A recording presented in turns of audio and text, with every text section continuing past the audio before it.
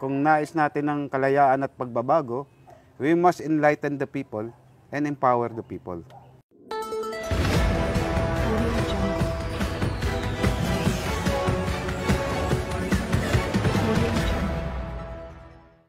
Isang magandang umaga po sa inyong lahat. Andito po ulit tayo sa Hardin de Aguila para talakayin yung ano ba talaga yung damdamin ng kausap natin o ng bayan. Sasapulin natin yan mamaya. Sa ngayon, ang kaharap natin ay si kasamang Aloy na matagal kong nakasama sa lahat ng bagay. Sa pagsusulong ng mga issue ng taong bayan. Okay, Ka Aloy, kamusta ka na? Okay naman, poor but peaceful, kadalasan kong sinasabi sa mga tao. Si Ka Aloy nga po pala, mula dati sa kabataang estudyante, naging pwersa ng pagbabago, hanggang sa ngayon, o nagsusulong ng pangkulturang pagbabago o kalayaan sa pangkalahatan. Yun, medyo conscious lang ako, medyo anuhan lang ako sa sitwasyon na paulit-ulit na nangyayari sa atin. Lalo na sa panahon ng papalapit yung election na naman. Paano ba natin tinitingnan yung paulit-ulit na ganitong sistema ng elektoral sa Pilipinas? Lalo't alam naman natin na hindi naman ganun kataas yung kamulatan ng mamamayan tungkol sa paglihok nila sa eleksyon. Paano ba natin binabalance ito bilang tayo? Ano ba pagtingin natin sa mga tumatakbo at mismong sa botante natin? Okay. Ako, hindi ko pwedeng sabihin na dinadala ko yung pulso ng Juan de la Cruz. Maaaring makapagbahagi ako ng personal na pananaw, observation at analysis. Ngayon, with respect to election per se, yan ang pinaka-esensya o kaluluwa ng demokrasya na kung saan ito kinukonsulta ang taong bayan para piliin ang kanilang kinatawan o pinuno. Yan.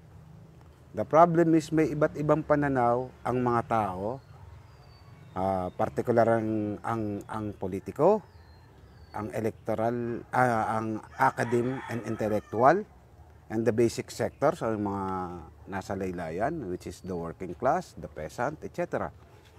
Down to the tinatawag nating katutubo. Yan ang magiging problema. Sinasabi mo na nasa isang demokratikong espasyo yung pagpa-participate mismo sa eleksyon. Opo. After EDSA Revolution, parang ganun yung natin. Pero tingin mo, yung election ba na to ay nakakatulong ba talaga sa mamamayan? Sa usapin ng tulong, bahagi nakakatulong siya, pero mas malaking bahagi nito ay hindi nakakatulong sa mamamayang Pilipino. Dahil ang mamamayang ng Pilipino ay parating disbentahe o talo sa anumang mga gimmick ng mga trapo o nasa nanunungkulan. Gimmick? Paano papapalalimin yung gimmick ng mga trapo? Tama ba? Narinig ko na trapo? Nung bata pa ako, ang handaan sa politika ay a year before o Christmas party, before the election. Ngayon, ang election ngayon, after a week or two, baka matapos na mag-Hong Kong, mag-Europe, mag-US, kung saan man silang lupalop ng daigdig o ng Pilipinas, magre-rest and recreation, paghahandaan na yung next 3 years election or 6 years election ng presidential. Ganun na ngayon ang paghahanda.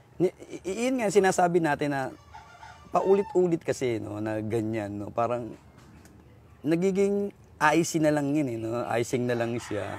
Parang nagiging matamis na lang yan pinapatamis na lang siya Parang ng mga politiko. Toppings, yes. Toppings, parang gano'n, di ba? Pero sa dulo, after naman ng election, ano yung natatamasan ng taong bayan? Mas ganun pa yung gusto nating puntuhin doon Sa personal na pananaw ko, lalaya ang mamamayan ng Pilipino sa information, knowledge, and wisdom. Kahit na kasi yan ang kulang. Information? Parang information sinasabi mo. Hindi kasi, ang intellectual and academe, particular yung mga klasikong oposisyon, gusto nilang napakatalino ng mga tao. Which is hindi pwedeng abutin ng nakararami, ng simpleng tao, ng simpleng Juan de la Cruz. Hindi mo kailangang maging pilosopo o graduate ng philosophy para maunawaan mo ang pampolitika at pang-ekonomiyang kalagayan ng mga Pilipino. Kung ikaw, no, kung ikaw yung Ang my point is simple. Kailangan lang maunawaan ni Juan de la Cruz ang totoong kalagayan. Kasi ang problema, nagdedebate sa mga teknikalidad ng ayuda. Dahil ang labanan ngayon, hindi yung prinsipyo ng mga partido o ng mga leader. Ang labanan ngayon ay kasikatan at kung anong mga pogi points ng mga leader. O, pansinin natin, ang lahat ng mga leader ngayon, kung ibabacktrack mo ay mga EDSA heroes. Di ba? Ang mga leader natin sa mahabang panahon na 3 dekada o almost 4 decades, they are all EDSA heroes. And mga dakilang balimbing ng previous administration. Pero ano yung nagiging epekto nga nito sa taong bayan? Ang di ba? point is, may weak ang party system.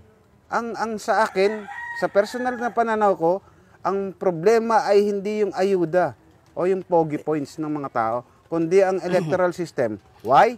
Ibig sabihin, naniniwala ka sa eleksyon? Ganun ba yun? Yung, Yes, yung election amen. ay naniniwala ka sa Yes, eleksyon? amen. Kahit Naniniwala na ako. paulit-ulit, no, kahit naman nung huli, no, nung national election, ay sinasabi na mayroong mga dayaan, no? Walang pagtatalo na ano, nagkakaroon ng quote-unquote pagdudadayaan. Kasi kung bakit ko sinasabi yung bagay na yun, di ba? Kasi may mga alternative naman, no, na nagsusulong ng pagbabago. Pero ba't nga hindi kinikilala ito at hindi nagiging tampok? Sa maraming dahilan. Why? Sabi ko nga, hindi informed o hindi knowledgeable ang mga tao doon sa espiritu ng demokrasya o ng eleksyon.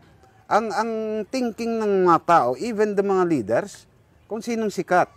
Sino yung nagbibigay ng ayuda o yung, ang sabi nga ng simpleng Juan de la Cruz, kung sino yung napakinabangan ko o kung saan ako may utang na loob, which is against the democracy. Ang demokrasya, dapat voluntaryo kung paano naunawaan ng tao yung esensya ng eleksyon, kahalagahan ng eleksyon. Hindi eh. Ang pinipili ng tao kung sinong sikat. Pero ibig sabihin ba yung mga botante ay hindi natututo sa kanilang mga karanasan? Hindi ba natututo sa paulit-ulit na nangyayari? At yung kalagayan nila ay ganito pa rin? Maraming yung natututo. situation nila? Maraming Particular natututo. ang mga middle forces and the intellectuals. Maraming natututo. The problem is yung political will na tumindig. Di sa dulo rin parang ganun, yung pagbagsak pa rin, Sa- di ba? Na wala pa rin natatamasa yung Sa taong maraming bayan. mga Kahit naman kadahilanan. sa kahit naman sa kanila mismo ay parang nag-hands up na sila sa ganitong situation, no? Precisely, sa maraming kadahilanan. Bakit? Sa economic problem. Tapos sa paghahabol ng ekonomiya dahil sa inflasyon, patuloy na pagtaas ng mga bilihin. Isa, pagkaunsamin nila sa mga politiko.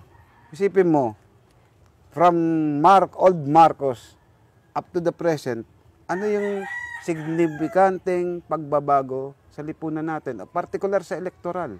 Di ba? May mga pagtatangka na isang kinatawan ng manggagawa ay tumakbo. Napatunayan na pwede palang tumakbo. But the problem is, wala silang pera.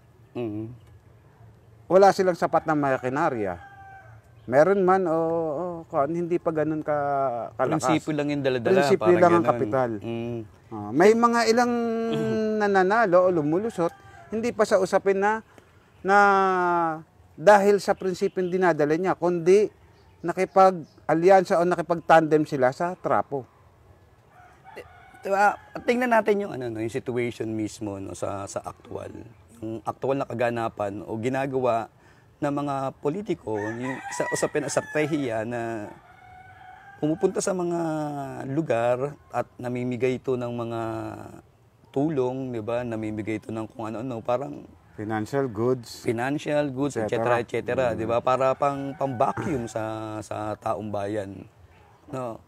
babalik pa rin tayo sa kasaysayan. Why? Ano tingin mo ron? Kasi nung magbago ang ang ang liderato ng Malacanang, sad to say na ang Pilipinas ay kailangan mong ayudahan, lalo na yung mga lugar na 6 municipality na dumaranas ng malnutrisyon, grabing kahirapan, etc. etc. Yun ang dapat na ayudahan. The problem is, pagkatapos ng pagbabago na sabi lumalayo na tayo after EDSA, naging epektibo yung pagtulong sa tao. Ang joke nga Epektibo na, yung pagtulong sa tao. Paano yun? kasi bakit kailangan mo ng pogi points? Ang sabi nga namin nung bata pa kami, ang napatalunan natin sa EDSA ay yung 75% pogi points and 25% ay corrupt. Hindi na-eliminate ang corrupt. Kasi nga sabi ko nga, ang komposisyon ng oposisyon, ang nanalong mga partido ay mga mula doon sa patriot and nationalist and the balimbing of old regime. Pwede ba masabi yung KBL? Mga KBL, mga luminaryong KBL na naging instant opposition. Kaya nga sabi ko, ang mga ayuda per se, pogi points per se, ay reflection lamang ng weak party system ng Pilipinas. Dahil kung may matibay na partido, panindigan, regardless kung liberal yan, conservative, or democratic, or whatever na mga tawag, doon dapat ang magre-reflect ng followers. Ang problema, pagkatapos ng diktador na two-party system, which is Liberal Party and Nationalist Party, after EDSA Revolution, doon tayo nakaranas ng siya mang tatakbo ang presidente. Sige, diba? sabihin natin ganun yung sitwasyon, ano? Pero, ang tanong nga rito ay, ikaw ba ay kontento sa ganitong sitwasyon? Definitely Komportable ka not. ba na ganito yung ano? Definitely not. Why? Kung kontento ako, hindi tayo nag-uusap ngayon. Kaya nga, hinahabol ko to inform the people Yun. na magkaroon ng knowledge ang Juan de la Cruz at magkaroon ng wisdom. Kasi yun ang talo ng simpleng Juan de la Cruz. Mas matatalino yung mga umuupo o pinauupo natin. Regardless, actually, hindi pa nga matalino. Before kasi, ang Senate kasi, bulwark yan o paghahanda yan sa Vice President at susunod na Presidente ng Pilipinas. Ngayon, nagtatalaga sila ng payaso eh. Bawat rehimen may payaso. Yun, diba? Paulit-ulit Para naman may yung payaso. sitwasyon. Hindi ko nasasabihin, nung panahon na ganito, meron ganitong senador. Nung panahon na ganito, may ganitong senador. Until now, may mga ganong senador na Hindi, pero ang tanong panabla, kumbaga sa bakit text. yung taong bayan ay paulit-ulit, alam naman nila paulit-ulit sa niloloko at paulit-ulit lang din naman yung history nila, no, na wala silang napapala sa mga bagay na yan. sa personal na... Pero Sorry. bakit nanatili pa rin sila, no, sa ganitong system, sa ganitong paglahok? Nagiging kaakit-akit sa kanila, no, yung ganitong ano. Actually, hindi kakaakit-akit dahil ramdam ng Juan de la Cruz ang kahirapan sa kaliwat kanan. Gumaganda ang mga buildings, highway ng Pilipinas, etc. Pero yung pangako na magmumura ang sardinas, ang galunggong, ang instant noodles, hindi naganap yun. Why? Labis na nagamit ang people power ng nakaraang administrasyon o ng pangkasalukuyang administrasyon. But the problem is nawala na yung magic na yon. Nawala na yung magic na yon. Why? Yung mga EDSA heroes nung araw, before mamatay si Tita Corin, nagkatalo-talo yun sa mismong baluarte nila. Yun ang problema. Babalik ako dun sa sinasabi kong palasak na nagamit ang people power. But, hindi nagkaroon ng people empowerment. Okay. Last question. O yung paglahok ng Juan de la Cruz ang mamamayan sa paggogobyerno. Kasi dapat ikonsulta ang taong bayan para makuha ang pulso ng Pilipinas o totoong problema. Last na lang tayo. Ano yung masasabi mo sa taong bayan na pwedeng maging na aral, no, para sa kanila na para hindi na maulit 'tong mga ganitong sitwasyon. Maliban sa lugaran nila yung pagiging produktibo nila, mag-alat sila o laanan nila ng panahon ang pagmumuni-muni hinggil sa politika at sa ekonomiya. Dahil kung hindi maunawaan ng mamamayan yan, tatanda tayo o mamamatay tayo na hindi naglolokohan o naggoguyuan ang botante at ang boboto ng tao. Dahil ang mga naboboto natin ay may kailangan may 1.4 billion para maboto siya. Sa regular na gastos. Medyo matagal-tagal na nga yung data ko. Kung tatakbo ka sa national. Ang isang manggagawa, meron bang 1.4 billion? Di ba? Ang isa bang magsasaka ay may 1.4 billion? Ang isa bang urban poor ay may 1.4 billion para maging kinatawan siya ng pangbansang saklaw. Yung bagamat bitin yung ating kwentuhan kasamang Aldo, pero inaasahan natin na magkakaroon pa ulit tayo rito. Kaya muli, ako si Wilmer at asahan namin kayo dito sa Kapihan sa Hardin.